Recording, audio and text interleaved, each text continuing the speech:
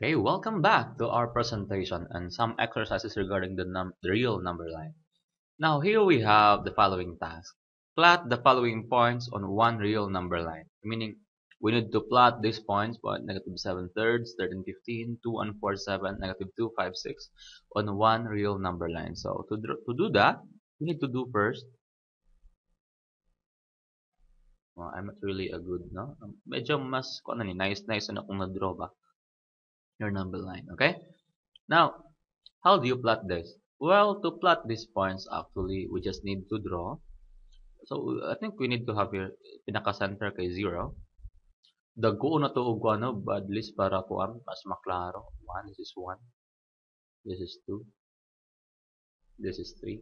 And as you can see, I'm confident na tama lang sa 3 because it seems like the numbers are not greater than, pinakadako actually nga number is 2 and 4 7 lang, which is smaller than 3. The anipod, negative 1, negative 2, negative 3.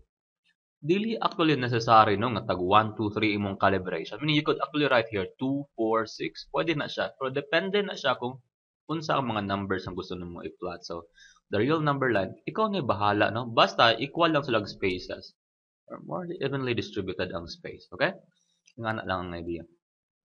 So, to plot this, most of us has difficulty doing this because naka-fraction man gud ni sila, no? Maybe dili kita kabalo mo imagine og fraction. So, ang pinaka-simple na part is base, no? If naka-calculator, you could express this in terms of decimal. If kana kung mas ganahan ka og decimal ba. So, now let me show you one of the approaches possible, no? Let's put that in decimal, the negative 7 thirds, okay? 7 divide 3 equals 2.33. Okay, so I'll write here. This is equivalent to negative 2.33, meaning dili mo end ang 33 bale. About 13 over 15. Well, that's 13 divide 15. That's 0.8667. So 0.8667. Gi-round off na lang na ako, no? Approximately equal to that. Then, how about 2 and 4, 7? Well, lahi mo gani nga calculus, no? Basic gani nga calculus. So, we'll have it. Ang 4, 7 lang atong kuano, no? 4, 7. So, 0.57. Kabalo man ta ka ng 2 and 4, 7, ana. Meaning, ana, 2 plus 4, 7 ang meaning, ana. And since ang 4, 7 kay 0.57 na daan, 571. So, I'll write here 2.571. Okay? How about here? 2 and 5, 6. Well, 2 and 5, 6. Wait. 2 and 5, 6. So, pila man ang 5, 6? 5 divide 6. Pwede po, depende sa calculus, no? 0.833. So, this will be what? Negative 2.833. Why am I doing this? Ngano ako mangi-convert og decimal? It's because mas dali mong kato makita ang decimal in terms of sa fraction. No? Mas dali siya makita. Am I right? I think I am. So, now let's try to plot these things, okay? Negative 2.33. Aha man na makita ang negative 2.33. So, let me change color. Aha man makita diri ang kuno, negative 233. Meaning, ihap lang ka paingon sa left, no? So, 0.33. So, bali, pwede na mo i-divide actually ang imuhang kuan. Tendency ana, pwede na mo siya i-divide by kapulo, no? Or depende na sa imuha, but normally I divide it by equal parts. So if ako pa nang butangan og kuan dire, so unsa naman na siya bali? Divide na ko siya into 4. Bali tag unsa man ni tag kuan ni siya, no? Kani siya is will be 2.25, 2.5, 2.75, then kani kay 3. Mag-ingana ng idea. So kabalo ka karon aha na dapit ang imuhang 2.33 somehow in between. Nakuha ba? Tag 1/4 man na siya akong gi-divide pa niya, no? Gi-divide na ko siya ang kaning negative 2 to negative 3 gi-divide na og kaupat. Kaya mas dali man divide kung fix, no? Itunga-tunga lang bale. So kani siya kay 2.5, right? Negative 2.5 ni siya. Kani negative, no? Gikan man kadiri mag-ihap negative 2, negative 2.25 na bale, no? Negative 25, negative 2.5, here negative 2.75 na balik ka na ang kuha, no? So, aha man na makita ang negative 2.33. More or less, dadaan dapit, right? Dadaan eh. Lapas ka mo sa 2.25, then in between sa 2.5. So, marag na siya dari dapit. Okay? So, let's put that in different.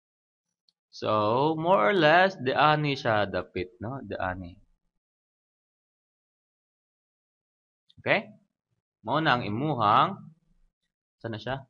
Negative 2.33. So, ito ibot ang kataas, no? Negative 2.33. Then, next is 13 over 15 or simply 0.8667. So, bali, positive na siya, no? Basta walay sign gali, meaning na positive na siya. Okay? Nag-ring ng phone. Anyway, that's the idea. And, unsa man ang buhaton na niron? Aha man na siya makita. 0.867 is, of course, diri mo na ang positive diri nga mga values. 0.8667 is, so, ako na pong i-divide, no? Divide na po ni siya by, no, there is, so this is 0.5. Kung pa na siyang tungaon diha, tag 0.25 na bali ang kuha, no? So, 0.5 na diya na. Diri kay, bali, 0.75. Kana siya, kani kay 0.25. So, aha man makita ng 0.8667. So, unahan pa sa 0.75, no? Daan siya bali makita, no? Around this point. So, I'll draw. So, diri siya makita. Somewhere here. 0.75 naman gud ni din diri. So, hapit na siya sa point, hapit na siya may mong 1, no? So, nasa daari. So, akong ibutang. Dili man kay exact ginay mo na ipan ba? I'm lang kay, or actually, you can write here 13 over 15. Okay? Next is, aha man mo i-draw. Ang next kay, ang kaning 2.571. Aha man mo na makita. So, you could, in between siya sa 2 ug sa 3, right? Tungo sa 2 ug sa 3. So, bale, if I cut this into 2, this will be 2.5. Okay? Cut pa na ko na siya into 2, bale, tag 1/4 na siya. This will be 2.5 na diha, dili kay 2.75. Mura gud 2, punaan nimo 25, 2.25, punaan nimo 25, 2.50, 2.75. Mura money lang gud, no? Nga tag 20, quarter ang ato ang kuan gidugang. So, this will be 2.25. Aha man na siya makita diri karon. Well, 2.571 man na siya. Diri 2.7 na. So, in between, lapas lang siya gamay aning 2.5, right? 2.75 naman yung sunod. So, we'll have that. Okay, so we draw it here. So, this will be 2.571 or simply that is 2.47. Okay? Next is we need to write this negative 2.83. Aha man na makita ang negative 2.83. Sa negative, no? Ang take note na kung mag-negative ka, magpawala ka, magkadako ang number sa negative. Okay? So, aha man na makita negative 2.83, 2.5, negative 2.75. So, somewhere, 2.75, no? Tunga na siya bali dari sa kuan, right? 2.75 na nasa dani dapita. So, negative 3 man na dana. So, na siya dani. Lapas pa siya to 2.75. Okay? Pero di siya lapas sa 3. So, this will be negative 2.83 or that's negative 2.56. So, depende na sa imong pag-label. I think we have managed now to write.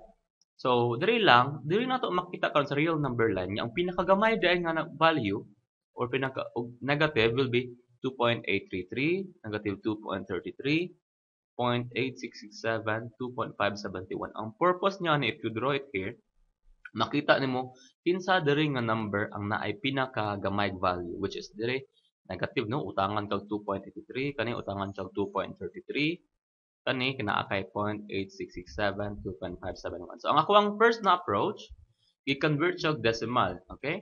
Kay kung i-convert nimo siya og decimal, dali ra kay nimo lantawon. Whereas kung fraction, maglisod ka na og plot, no? 7/3. So ako man mo ng 7/3, exact pa jud ka.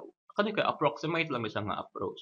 Maybe your teacher will tell you different approach, but I'm just telling you this is one of the approaches. Meaning dili gini kay mao lang gini siya ba? Is possibly one. Kung wala kay calcu, sa man mo na. Oh well, I think you know how to divide 7. Like for example, 7 over 3. You need to know how to do that. 7 divide 3, 2. times 3, 6, 1, no? Add 1, add 0. We'll have it 3, then we'll have it 9, 1. You continue adding 0, then you have it 3. So that's simply how we do it. So you'll still be getting the same. The negative, wala lang ito giapil ang negative. No? Ingana lang gihapon, wala kay calculus. Kaya man mo na mag-divide by hand. Because this will give you an idea kung unsa iyang value. Okay? Kung pila gid iyang value. And I think that's it. And for me, that's a nice example to do for, no? Plotting points on one real number line. Okay? Basta kaning real number lines sa wala mas gagmay value, dili kay gagmay number, gagmay ayang value, meaning kay kung negative man gud ka, meaning na kay utang na ingana. Mag-ingana to ang feeling sa iya. Kung to the right, those are with bigger values. Okay? Thank you.